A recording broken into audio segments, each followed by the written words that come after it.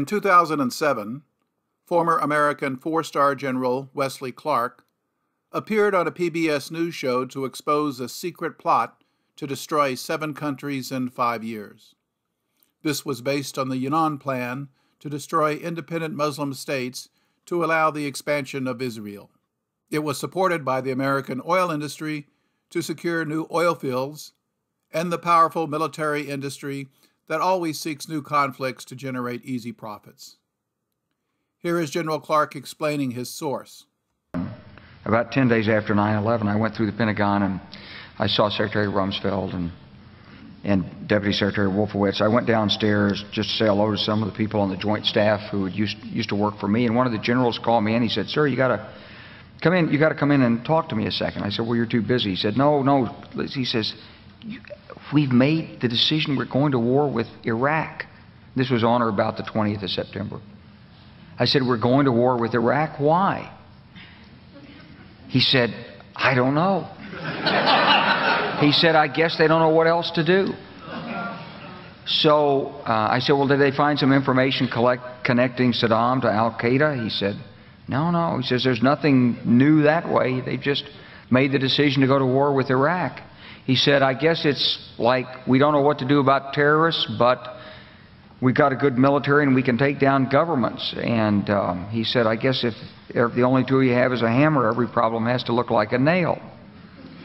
So I came back to see him a few weeks later, and by that time we were bombing in Afghanistan. I said, "Are we still going to war with Iraq?" And he said, "Oh, it's worse than that." He said, he reached over on his desk, he picked up a piece of paper, and he said, I just got this down from upstairs," meaning the Secretary of Defense's office today, and he said, "This is a memo that describes how we're going to take out 7 countries in 5 years, starting with Iraq and then Syria, Lebanon, Libya, Somalia, Sudan, and finishing off Iran." I said, "Is it classified?" He said, "Yes, sir." I said, Some people claim the effort to conquer 7 countries in 5 years failed. This is true, but only because unforeseen difficulties caused delays. 6 of the 7 nations on General Clark's hit list have been destroyed, although 3 have not been conquered. Iraq was first, as a large American invasion crushed that nation. This was deliberate and did not occur because everyone was fooled by bad intelligence reports. As the video link below explains, anyone who focused on the facts knew that Iraq had no weapons of mass destruction before the invasion, and that Iraq played no role in the 9/11 terror attacks. It was assumed that after an easy victory over Iraq, American forces could soon roll into Syria. However, they quickly became tied up in a bloody insurgency. Plans to destroy Syria were delayed a few years until a deal was made for Turkey to take part in exchange for territory in northern Syria. Billions of dollars in weaponry and thousands of jihadist mercenaries were sent into Syria to oust its government. American aircraft dropped thousands of bombs on Syria after most of the jihadist mercenaries went rogue. American troops with their Kurd mercenary army invaded from Iraq to continue the fight and seized Syrian oil fields, while economic sanctions were imposed in hopes of strangling the nation.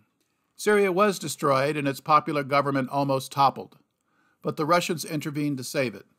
See the short video link below. Small Lebanon should be easy to conquer once Syria has been destroyed. Hezbollah is the nation's most popular political party because it demands social services for the poor and rejects Israeli influence. Foreign agents have worked to undermine national unity while economic sanctions were imposed, causing widespread hunger. In 2019, Lebanese banks were blocked from international transactions that made foreign trade nearly impossible. Violence in Lebanon is increasing, fueled by outside agitators. The destruction of Libya in 2011 was a textbook case in covert warfare. Thousands of foreign jihadist mercenaries were shipped to Libya along with tons of weaponry.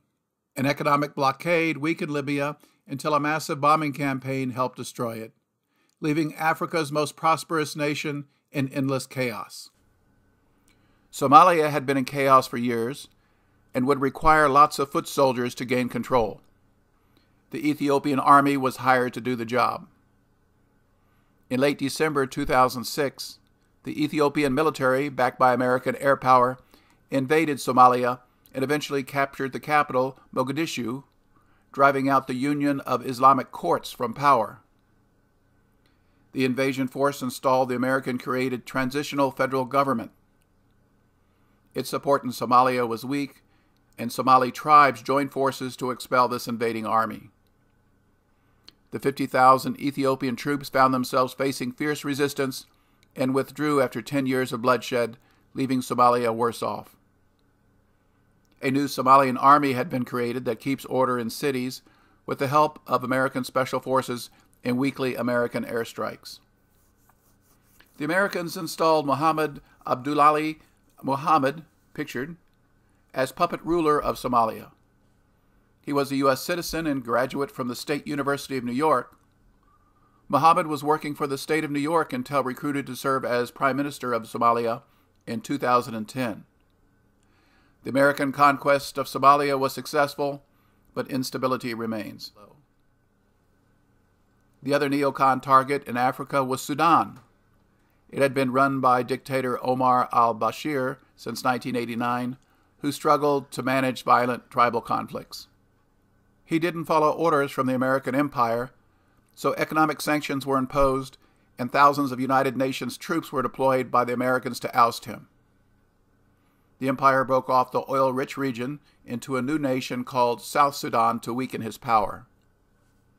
Al-Bashir was finally ousted in 2019 and replaced with a puppet president from London, Abdallah Hamdok.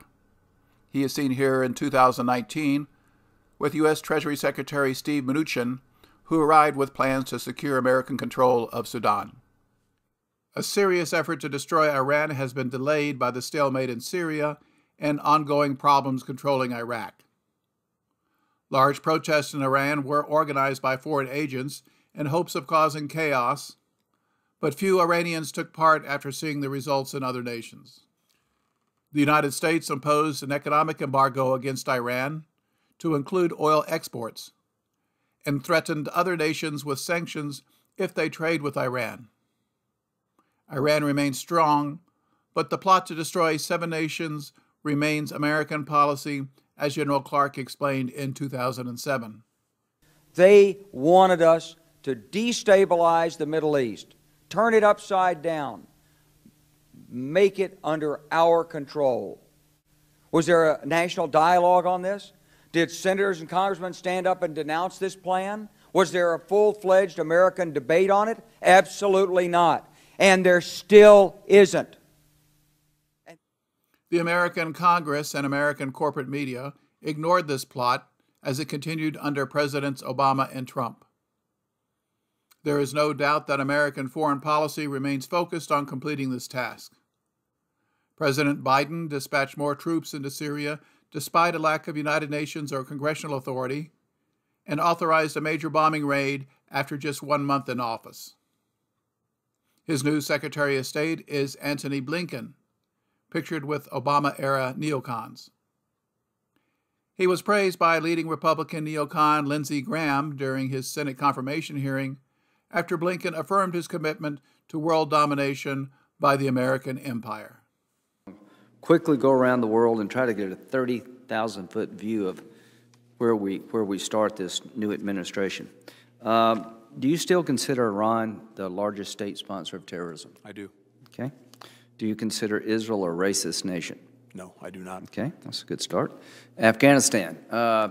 Do you agree that I agree totally with Senator Shaheen that if we abandon the Afghan women who fought so hard to have a say about the future of their children, it will affect our children's future. Do you agree with that? I do.